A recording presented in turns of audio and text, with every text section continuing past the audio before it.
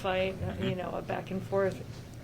Your thoughts on it overall, Yeah, what it's going to be like? yeah, I knew it was going to be a dogfight. We made some plays, they made some plays, and it came down to the wire. Like I expect each and every game to come down to. I feel like in the second half we got it together, as far as our responsibilities, guys being where they need to be, and just overall, just proud of the guys. We just continue to fight throughout that game, continue to try to put ourselves in position to win that game, and that we did. We just didn't end up making the kick. Patrick, what was it like for you just personally to be back here on the opposing sideline, opposing locker room, all that stuff? It was great. It felt like I've been talking about it all week. It felt like a regular game. That's how I wanted to approach it, and that's how I wanted to keep myself grounded and relaxed throughout the game as well. Just not let my emotions get too high. Just cruising altitude. I believe in that, and I feel like I was for the entire game. Just wish I would have had one play back. You talk about that first touchdown that was caught by Hop, and what you started off covering him, and you went into the zone and such. And obviously, there's a lot of talk about what you would mention the top receivers and facing in the league this year, and not mentioning him. Like, what in your mind going into the game is things that happened and before and then after when he caught that touchdown? What was your thought? You said I didn't mention him as a top receiver. That's what you said, right? Yeah. All right. I thought I always give Hop the utmost respect each and every week, and I had the opportunity to work with him for a whole year. Had the opportunity to go up against him in 2016. From what I remember, I definitely said that he's, if not the best, or one of the best receivers in the league. Just made a play. You got to keep Kyler in the pocket as much as you can. He made a great play, started scrambling out to his left, ended up coming back to his left. Ended up coming back to his left, and D-Hop saw it. I was on my guy, and he ended up breaking back out. Just a scramble drill for the most part. It seemed like Kyler is just so unfazed by pressure. What does that do to you guys on the back end? Is that kind of like the catalyst for some of those 15-plus yard plays where even a pass rush can't get to him, he's still launching it on the run? Yeah, as a secondary, we're always the last line of defense. So we just have to do a better job of plastering our guy, because we knew obviously he was going to get out the pocket at some point. Just for the most part, when you're playing a quarterback like that, and just our luck, we're playing two of them back-to-back weeks. You just have to make sure you're plastering your guy. You can't have your eyes in the backfield.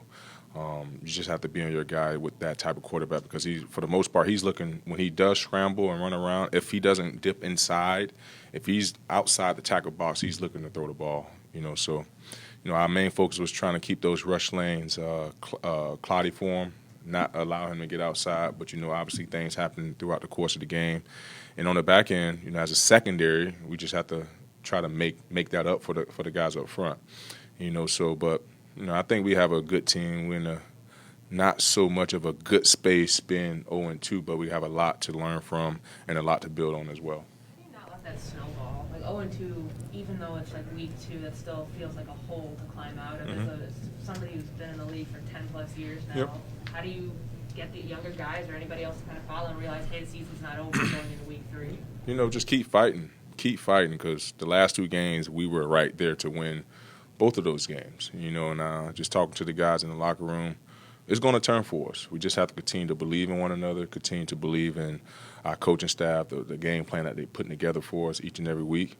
And you just have to go out there and execute at a all-time high, because you never know what play is going to cost you the game, or cost you a touchdown, or put you in a bad situation to try to get out of.